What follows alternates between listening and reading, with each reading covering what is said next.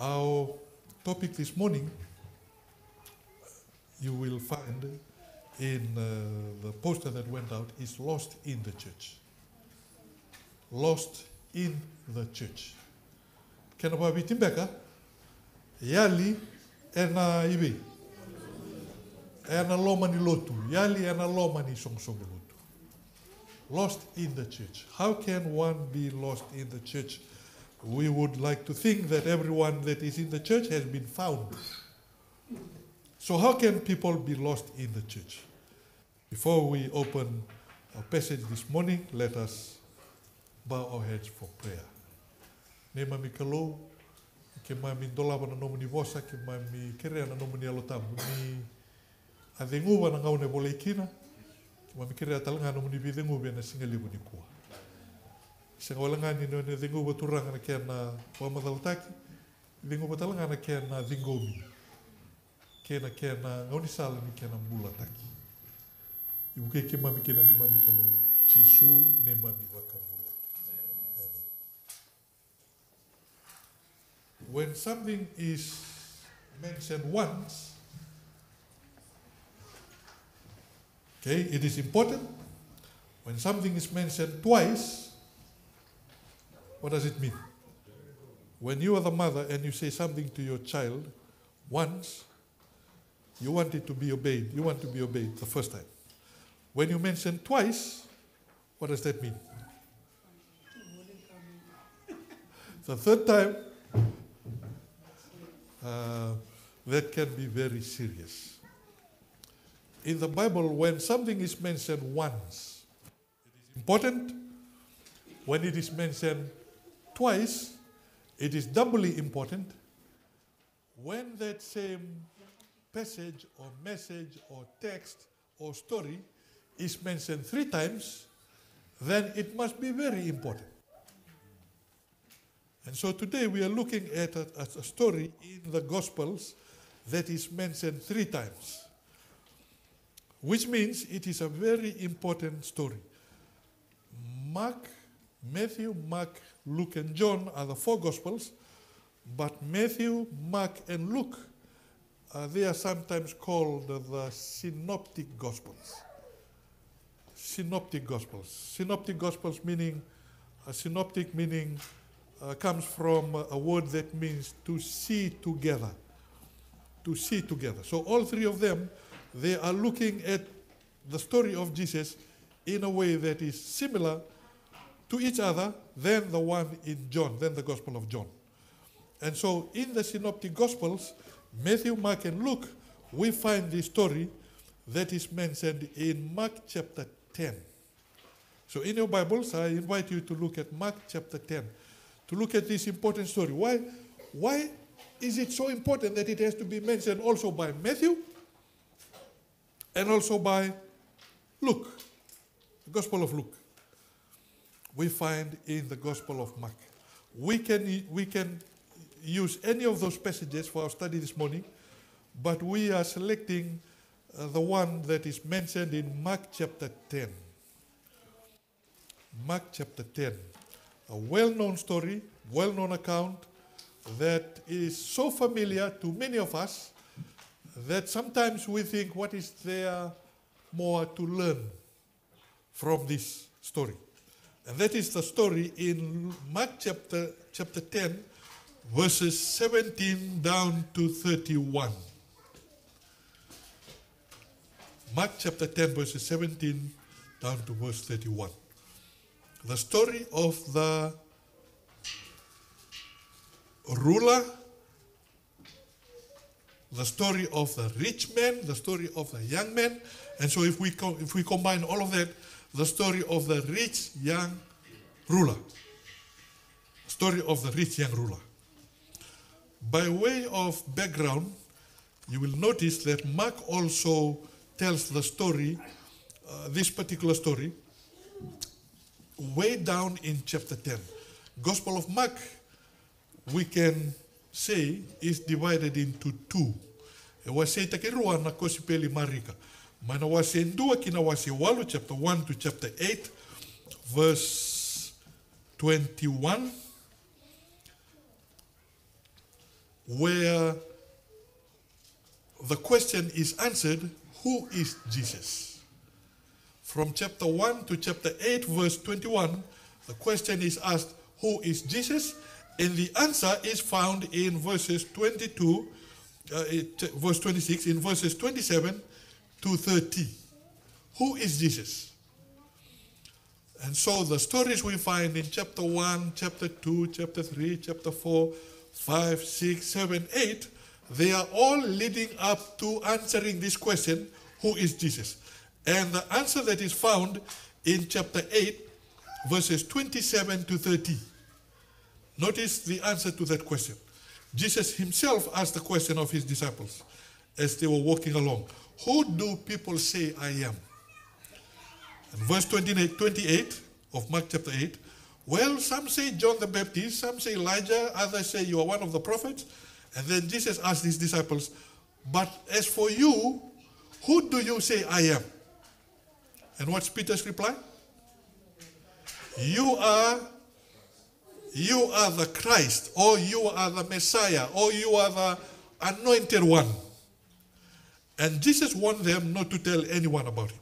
So the question that has been asked from chapter 1 has been now answered in that chapter 8. From then on, the story takes a different turn. Notice from verse 31, if you have a Bible that has subtitles, the subtitle on top of verse 31, Jesus predicts his death the first time. Okay? The rest of the chapter, Jesus predicts his death 3 times. That's the first time. The second time, first time is Mark chapter 8, verses 31, 32, 31, 32. The second time he predicts his death is chapter 9, verse 30 and 31. And the third time is in chapter 10, verse 32 and 33. I mention those because Mark, under inspiration of the Holy Spirit, arranged his gospel in such a way that they are. He did not just pick stories from here and there and threw them all together and hope that people will learn something from this. No, by inspiration he had a purpose in writing his gospel, putting it here, putting this story here, and under inspiration they were for a purpose. And so in this particular passage, from chapter 8 onwards, he predicts his death the first time. Jesus predicts his death the first time. After Mark mentions that, then he tells a few stories that talks about what it means to be a follower of Jesus. The second time,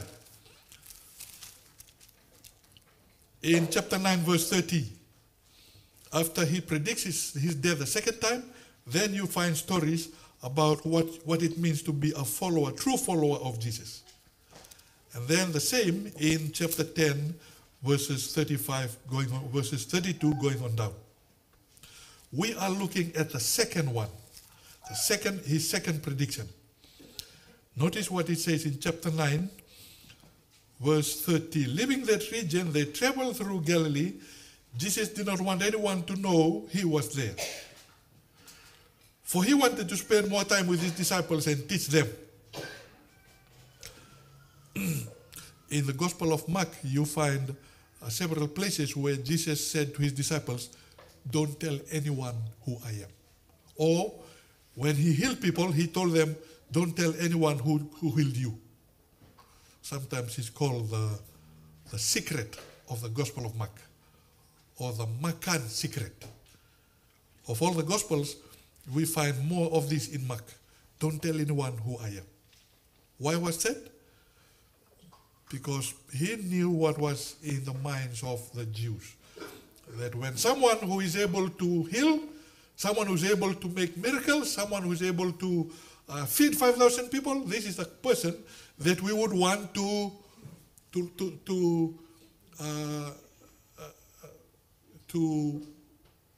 liberate us from the Romans. But at the same time, they had They were thinking that the Messiah would come in a way that was not exactly the way Jesus came. They didn't expect a Messiah who would be born in a manger, someone who would be walking around with his disciples on the dusty roads, not someone who had no house to stay in, no regular job. Not exactly the kind of Messiah they were expecting. And so they had this conflict. On one hand, many people wanted to follow Jesus. Many people knew Jesus had something that others didn't. On the other hand, they, especially the church leaders, they said, okay, he may be the Messiah, he's able to do a lot of things, but he's not exact, he doesn't fit the job description of the Messiah that we are expecting to liberate us from the Romans. And so there is this conflict. And that's why you will find in some places, in the Gospels, you find that they want to arrest Jesus, but because of the crowd, they lay their hands off. Saan, den dato ngay vesuki chisu ngay dato yana rakital may wir na leuniwanwa. To commander. Let's wait for the right time to arrest Jesus. And so, when it comes to chapter 9, after predicting for the second time his death, notice the story immediately after that. The disciples argue who would be the one, who would be the greatest. Okay? Then Jesus teaches them what it means to be great, talking about servanthood. And then there's other stories, but we go to chapter 10. Chapter 10, he talks about marriage and divorce. Jesus teaches his disciples here about relationships. About relationships. Okay, being a disciple,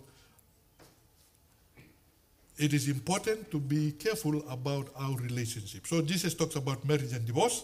He talks about, he blesses the children.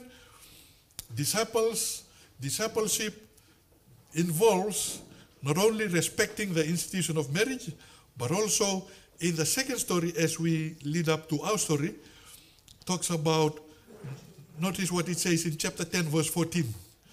When the disciples, with good, noble intentions, don't visit Jesus.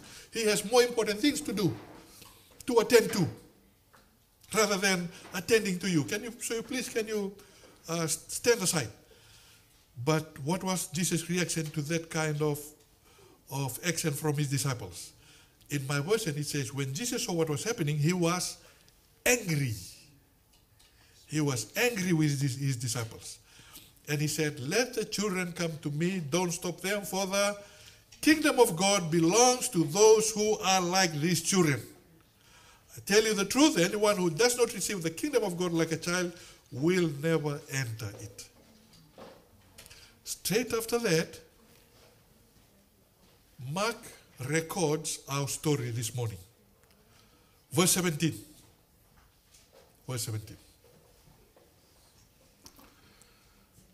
As Jesus was starting out on his way to Jerusalem, the first part of Mark, we said, is answering the question, who is Jesus?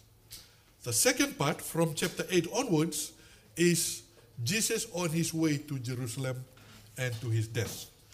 And so in verse 17, as Jesus was starting out on his way to Jerusalem, a man came running up to him, knelt down and asked, good teacher, what must I do to inherit eternal life? It just says there, a man. The advantage of having more than one account is that the other accounts, they fill in the other details. And so in the Gospel of Luke and Matthew, they also add that he was a ruler, that he was a leader in the synagogue. Kanimbalambali, esianga ni dhorobo wala nga me tu wal tunga me ndona dhorobo butu ni wal tunga. Okoya edaba. Bo way to talk in society. He had some status in society. But he was young. And he came running to him and asked, what good thing must I do to inherit eternal life? Now it says in verse 23 that he had many possessions, which means he was He was rich. He was wealthy. He had whatever he wanted to buy. He was able to have it.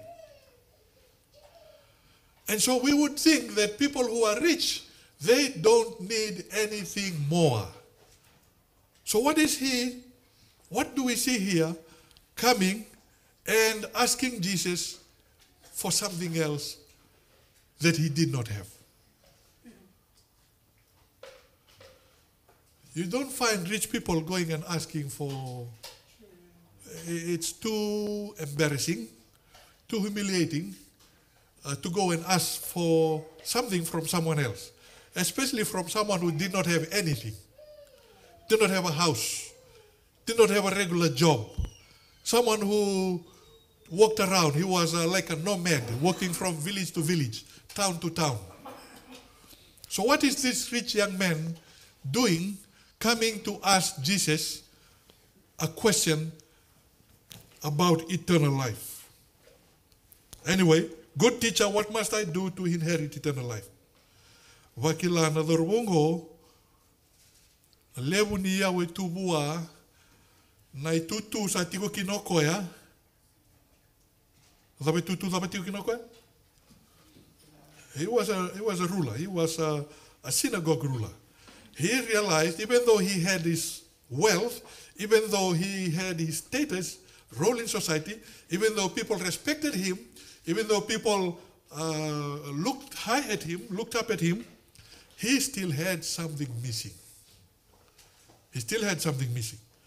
And so he comes running to Jesus. You don't find people, rich people running. During those times, rich people don't run.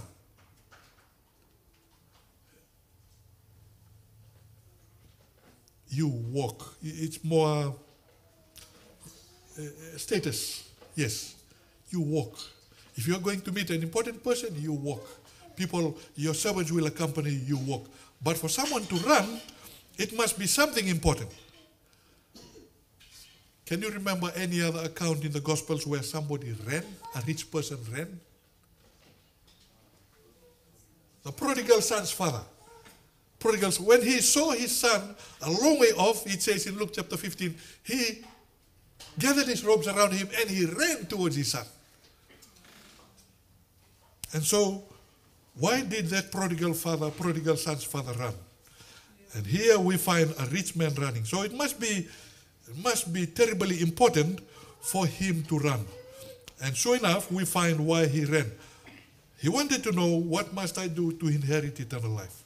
He realized his riches, his status in society, his popularity could not fill a vacuum in the human heart that only God can fill. Lebunangau na nikua, and the vididia kenda makasangara lebunaka membaleti kenda. And many times we think that it is wealth. If I gain a little bit more, I will be able to be happy. If I get that promotion, if I a bit more in society or in church or in my community or my village or my abusa, I will be happy. People will respect me more. And ni tal nongo e babuli dikenda bana numikenda ni bika kedoya e bakila na dorbongo e se lala tiunga endo na tikini no nambula. Kangan rebo kilokoya. He had been hearing Jesus doing all these things. We find from chapter 1 to chapter 10. The healing, feeding the many thousands of people, and healing the sick and the deaf and the blind. And so he had been hearing, and also Jesus' sermons, he had been hearing from people. Okay, and he made the conclusion, maybe this man has what I'm missing. Let me go to him. And so he turns up at Jesus' feet. He comes to Jesus. What must I do to inherit eternal life? Verse 18. In your Bibles, verse 18. Okay, if you have your Bibles, I was asked this morning whether I have PowerPoint. I deliberately didn't want to put it on PowerPoint, so we can open our Bibles and read it for ourselves. So what does it say in verse 18? Why do you call me good? only God is truly good. Only God is good. But anyway, to answer your question, you know the commandments. What does it say in the commandments? You must not murder, you must not commit adultery, you must not steal, you must not testify falsely or bear false witness, you must not, in my version it says, you must not cheat anyone, and then honor your father and your mother. And I will tell you, kuniti wakina, kakua ni dava. Sakila na kai tu ni bunau, mo kakua ni lamba, mo kakua ni wembutakodi, kakua ni butako, kakua ni betakabakai lasu na kai nomu, kakua ni davatali. Dau kobe. Se ene bande wabo, kakua ni kodo, kakua ni dau kodo. Se kakua ni lawaki, must not cheat anyone. Where did Jesus pick these commandments from? From the 10 commandments, from the second table of the commandments. Second table of the law. From the commandment number 5 to number 10. In other words, even though some sincere Christians, our fellow Christians, some of our fellow sincere Christians, they say, oh, by the time of Jesus, he had done away with the commandments. In this verse, we find Jesus confirming the commandments. If you want to have eternal life, know the commandments. You must not murder, you must not commit adultery. In other words, so he went through the second table of the commandments. Teacher, verse 20. I've obeyed all these commandments since I was young. Turanga, oh, kakido ni tukuna tumegori au sa muria keda mai na ngau se adventure mai kina o le pathfinder o le youth. I've followed all of them. What else is there to do? Sabang itu na tikina rosaulu kandua. Kerau nindo wili kamani volta wabiti. Tikina rosaulu kandua.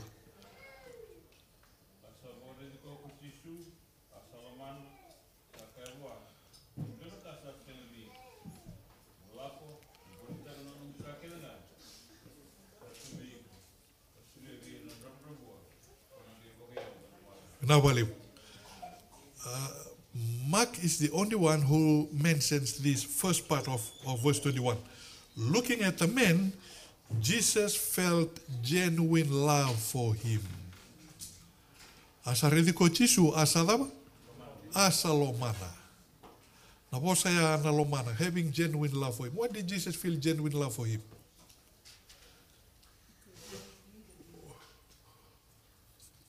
As Jesus is enumerating the commandments, the young man says, Lord, I followed that, honor, I followed that, don't steal, I followed that. Okay, I've done all of that. I followed all of that for many years, since I was a child. And then Jesus says, and then the verse says, looking at the man, Jesus felt genuine love for him. Why would Jesus feel genuine love for him? He could see beyond what the young man even knew about himself. And the numa na darboya na mbula tau mundu siya na mbula magalotu sa ikoya na muria na ibu na waya eyado nga kia.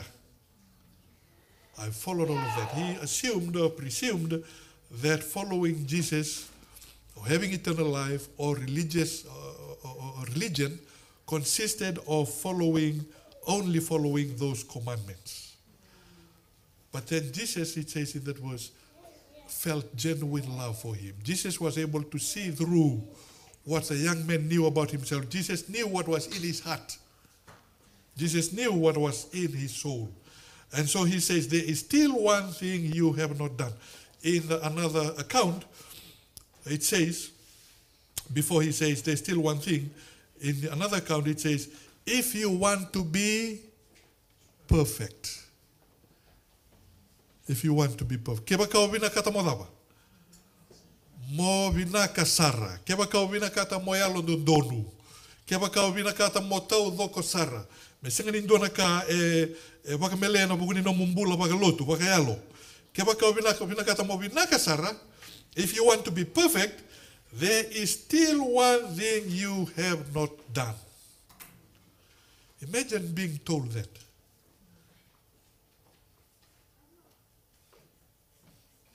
Imagine being told. I want to believe that all of us this morning can lift our hand and say, I haven't done any bad things lately. And all of us can say this morning, we've been good.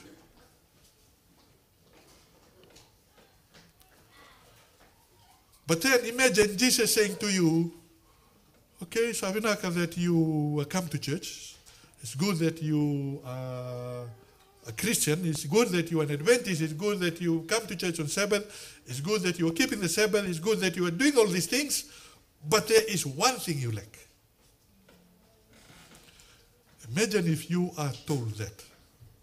Ilsoni, it's very good what you are doing. IT, setting up the mic, stewardship, everything you are doing in church, at your school, but you lack one thing.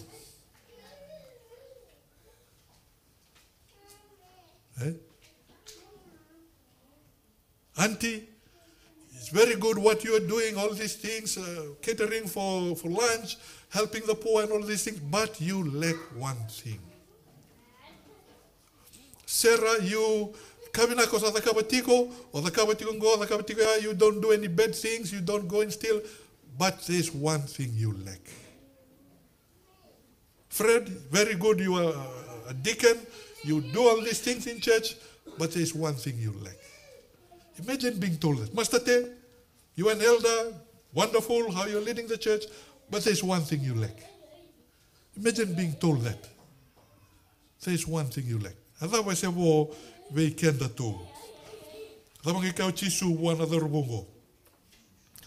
If you want to be perfect, lako laki, moli taka na kakeda ngai tu veiko, na ilabo rota makina, labo da kabakina. Leben rabu wa merawa ni bukeira, ona ngai baka ya umelo malangi, yoi ko bodawa. Lako mai ka muriau. Lako mai ka muriau. It reminds us of Jesus saying to the crowds of people in Luke chapter 14, when many people were following him, he turned around and he said, if you want to follow me, here are three things. Carry your cross, hate your family. He told them three things. Then you can follow me. But here, he applies it directly to the young man's need, point of need. Go sell your possessions, give the money to the poor, and you will have treasure in heaven, then come and follow me. By the way, when we help the poor, notice what it says there. When we help the poor, what are we doing?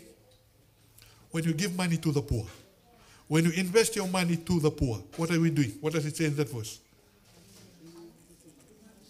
You are what? You are investing in heaven. You are giving your treasure in heaven when we give to the poor. And so that's why when you divide your tithe and offerings, tithe is how much percentage?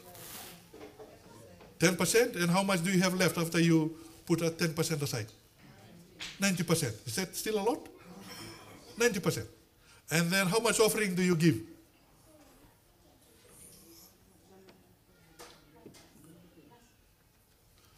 Let's say 10%. For example, let's say 10%. If you give 10% offering as well, how much percent do you have left? 80%. Is that still a lot? 80%, 20%. Whatever percentage you give for your offering, if you can also add a certain percentage specifically for the poor.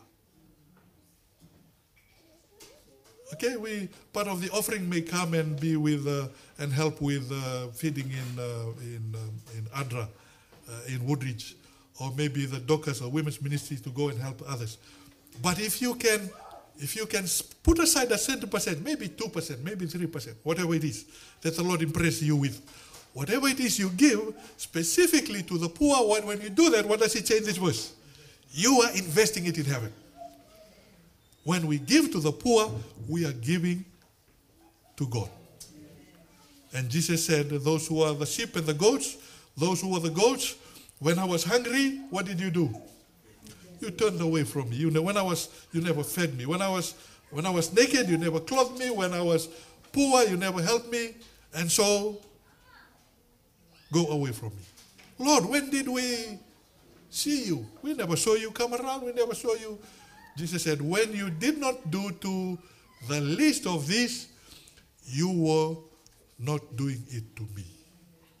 And so when we help the poor, someone who is in need, don't see it as a loss.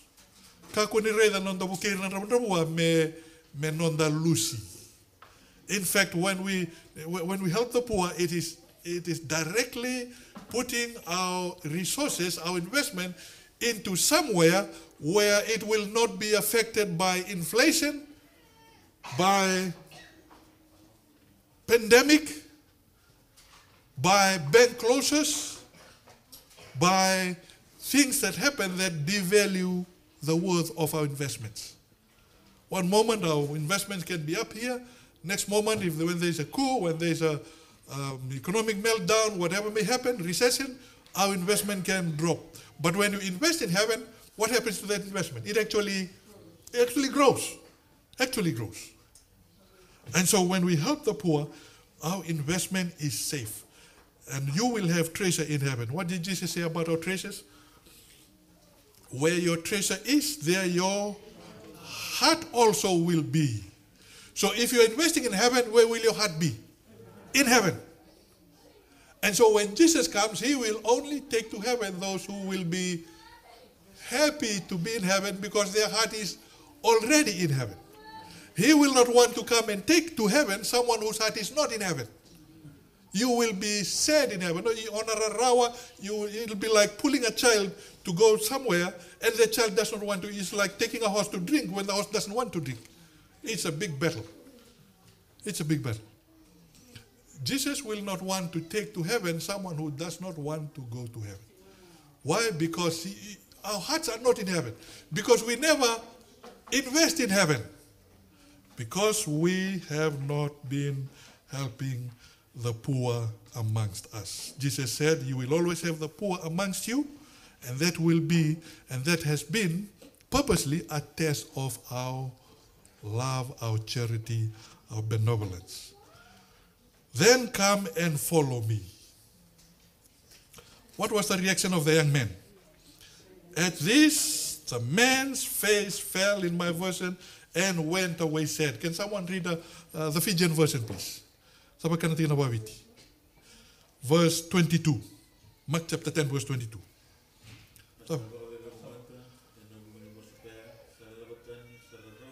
Asararawa na lomana. Bebe kumata, asararawa sarna lomana. Nandotal na ibandewa, asararawa na matana. He went away. Not only was sad in some verses, it says he grieved. Erarawa na lomana. Grieve is the word you use for what kind of occasion? When there's a loss. When you lose a loved one. Or when you lose a major, something big that you possess. You grieve. It says in that verse, he grieved. Why did he grieve? It was too much for him to give away everything that for him, it was a major what? Major loss. It was a major loss. Only to give it away and to follow this man, he grieved. No wonder he grieved, because he saw all of that as a loss. And it says, for he had many possessions. And so Jesus turned around and said to his disciples, how hard it is for the rich to enter the kingdom of God. Verse 25, it is easier for a camel to go through the eye of a needle. All of us know what a needle is. Okay? Many times smaller than my finger here. Can you see my finger? A needle is many times smaller. How big is a camel? It was the biggest animal in the Middle East. Bigger than a horse. Maybe double the height of a horse.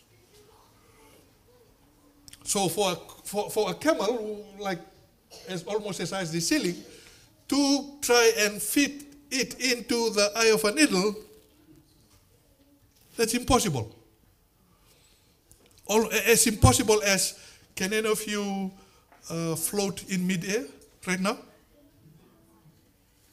Can anyone do that? Why not? It's impossible. Impossible. In the same way, as a camel cannot fit into the eye of a needle, and in the same way, as a rich man cannot, what does it say there? Hard for the rich to enter the kingdom of God, not because it is wrong to be rich, but Jesus was emphasizing the importance of allowing our possessions to possess us. Allowing our possessions to own us. Nanonda wakatara na kaenda tau kena medawa. Me tau keni kenda, me lewai kenda. And to determine how our values and how we live our lives. Sa rota me kana turanga, raroda ke buana tamata hutuni au me raroda ke buana kameli me dhuru na mata ni dhula, mana tamata hutuni au me dhuru ke na mata ni tu ni kalu. Kamdende. Turanga. O te isa nang gairo ni pangambulai, tigina rosolu ka ono, tigina rosolu ka bitu. Na kaya ndrendre wana tamata, e dava. Rawa rawa wana kalu. Rawa rawa wana kalu. Rua se tolu na kanda rawa ni bulida mai na tikina ngo. Lebu tal na kanda rawa ni bulida. E rua se tolu wala nga, rawa ni nda wakasa mataka. Wato tolu wala sara ni mberi nda tinia. Ana singa lebu ni kuwa na kanda rawa ni bulida mai ni tal nongo. Kena matai, none of us can enter heaven on our own merit. Sengan indo weekend raw ni rawatan ng buloto mundo na nonda kaukawa nga wakata gikenda. Sena nonda yal nunduno nga wakata gikenda. None of us can enter heaven through our own merit, through our own goodness, our own righteousness, our own commandment keeping. None of us can enter heaven. Not because we have money. Money cannot buy us eternal life. Even good deeds cannot buy us eternal life. Good deeds cannot buy us eternal life. John chapter 14 verse 6. What does it say in that verse? John was saying kabat kineono. What's the only way anyone can have eternal life?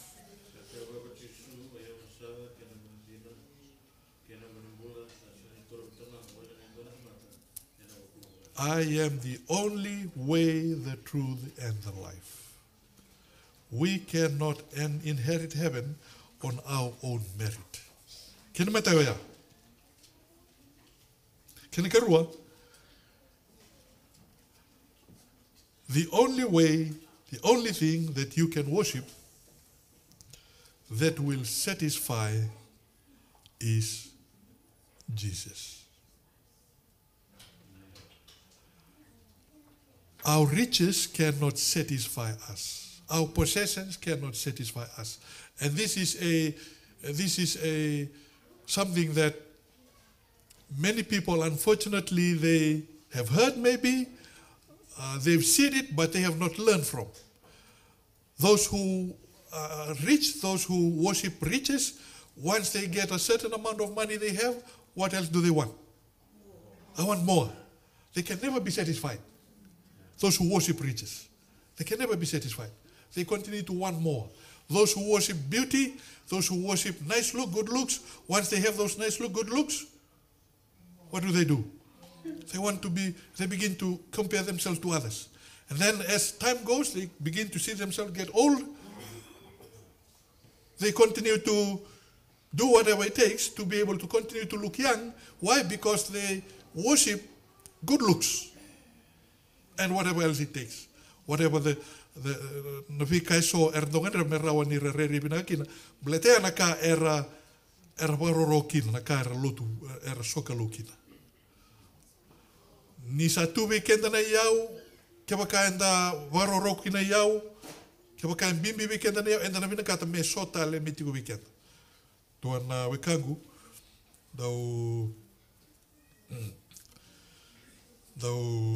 sandau sona ngauna sandau viwalita ki baleta ni sa lewu tu wana ka na iau waviti na tambua na imbe karsini yana ngauna ndeado kina sona songo waviti sa tiko na none wase ndo soliwa sangen do laga talmoko me mai kereta le sotal na tambua sotal me laga talwa sandau tarong ai sa tu manda viko sianga me wabaro tunga na dabatali. He's often not satisfied with what he is allocated. With the tamboas, with the mats, with the naiawe do maringet kanta na toki.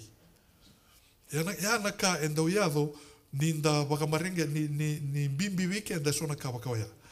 Those things begin to own us. Those things begin to possess us. And that's why Jesus said, unless you, in Luke chapter 14, if you want to follow me, if you don't give away, get rid of what you own, you cannot be my disciples. Sekanirawa, nindo nongo tisepeli. Sekanirawa, nindo nongo tisepeli. How hard it is for the rich to enter the kingdom of God. And so in verse 24, dear children, it's very hard to enter the kingdom of God. Easier for the camel. Yeah, as impossible as it is for the rich to enter the kingdom of God, with God it is possible. How can it be possible? What did Jesus tell the young men? Go and get rid of what you have, then come and follow me. It is possible when we don't allow what we have to possess us, to envelope us, to consume us. And so, ano muna ka tarong kinopita na tigina rosa kawalu. Turang ki mami sambiuta na vika ke nga kamuri ke muni. Asabe mengeni mami. What did Jesus say in verse 29? And we are closing with this, verse 29 to 31.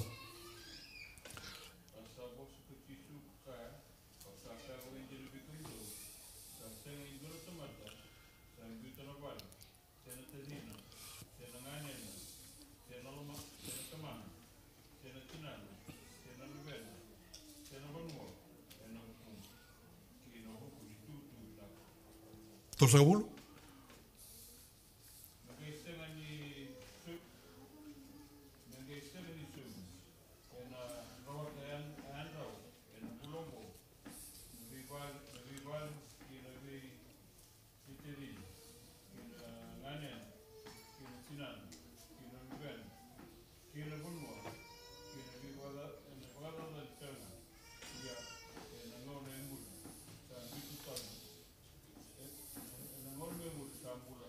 Now, not everyone who has given up everything will, he says, everyone who has given up whatever they have, in other words, that put me as more important than anyone else or anything else, they will receive now, they will receive some reward now, but more so in the world, they will be rewarded in the world to come, and that is the reward of eternal life. But many who are the greatest now will be least important then, and those who seem least important now will be the greatest then. Values, kingdom values is what Jesus was talking about. Now you may think, no, I'm not rich, so this doesn't apply to me. The question we want to ask is, where is your heart? Because where our hearts are, that's where our treasure is. That's where our treasures are. And the investigative way na nonda yao. What treasures do we have? Okay, money, what else? Okay, pleasures, sports, amusement, tabatali. Food. What are what treasures do we have? Family, relationships. Okay, property maybe, jobs, Okay, some investment we might have in a bank somewhere, land, titles, reputation. Okay, those are some things that we treasure. Those are some things that a position in society or at workplace, those are some things that we treasure. Those are some things that we possess that if we are not careful, we may consciously or unconsciously be allowing those things to consume us, that it clouds or blinds us from the one to whom our allegiance is due. Our allegiance is due, and that is Jesus. Kana tingnan ko, esang ni rawan no mundo ko nga watamata. Mundo bisotak. You cannot say, okay, I will put aside my things now, Lord, I want to be faithful to you. You cannot do it. Even if you try to do it now, you cannot. Why? Because the human heart is deceitful above all things. Who can understand Jeremiah chapter 17 verse 9? The human heart is deceitful. But there is someone, thank God, there is someone who knows not only the human heart, but is also able to convert us. And I want to believe that he has already begun that work in our hearts. Brisbane, Fijian, Adventist church members, and anyone else who may be joining us on Facebook. I want to believe that the Lord has already begun his good work in us. If he has not, maybe now is a good time to say, Lord, I realize now that I've allowed all these things that I've treasured to cloud me, to treasure these treasures. I've allowed them to get a hold of me and to possess me. And so I realize, Lord, that I need to be freed from this. Where is your treasure? Where is your heart? What is it that you value? What is it that you cannot go without? Alawana ka o baka maringeta ka o nanuma ke baka ali ke biro ka ke na kangango ngandre mo marre. So nangau nanda sando no makina ni bimbi da ke anda sona ka baka ya kanda sanguila da makina no de alondina buana kalu. Thank God, even though it may be impossible for us to change, convert ourselves, but with God everything is possible. With God everything is possible. And so at this moment, I want to give an opportunity, a few moments for us, for personal prayer, for silent prayer, personal reflection. Ana suriti the menda masulo. I invite us to bow our heads quietly and ask the Lord, Lord, what is it that I possess more than you? What is it that I treasure more than you? I pray, Lord, that you will reveal it to me and that you will also do what needs to happen to reorient myself so that my treasure is in you and not on what I own and not in something or someone. May my treasure be in you, Lord. So let me give you a few moments in silent prayer of personal reflection over this message. Ne mami kalau and singale ni kuwa ke mami wakila turangan na ne mami malu. We recognize, Lord, where our hearts are, where our hearts have been, where our treasure is, who our treasure is. And this morning, Father, we are thankful that your Spirit has revealed to us where we need to change. Thank you, Lord, for your Holy Spirit. Thank you for your word. Thank you for exposing some things about our lives to us.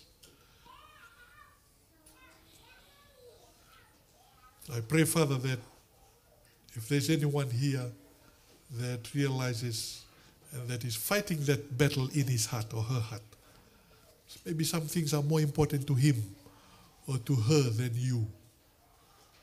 Maybe some things are keeping him back from totally committing himself to you. Whether it be possessions, whether it be some pet sins, whether it be someone, whatever it may be, Lord, I pray that your Spirit will work in his heart, will work in her heart. Convict us, Lord, of what is it that we need to change. Ibuke mami turang. Mami kila ni sianga ni none of us are guaranteed tomorrow, but today is what we have. And you've given us this opportunity to recommit ourselves to you. If there's anything that's stopping us, Lord, from totally committing ourselves to you, by your grace, Lord, by your power, we pray that you will remove it. That you will replace it with love for you. Genuine love for you and genuine love for others. Na wale uturanga na nomuni ya lotambu, ni buke ke mami. Me ke mami suli ke mami baka utiwe ke muni. Kako ni ndona ka aturanga me baka taotak. Na ne mami udambor baka uti na ne mami mbula we ke muni. Ni kuwa, lako yani, ke mami masu, ena buku muni chisu, na ne mami turanga, ka ne mami baka mbula. Amen.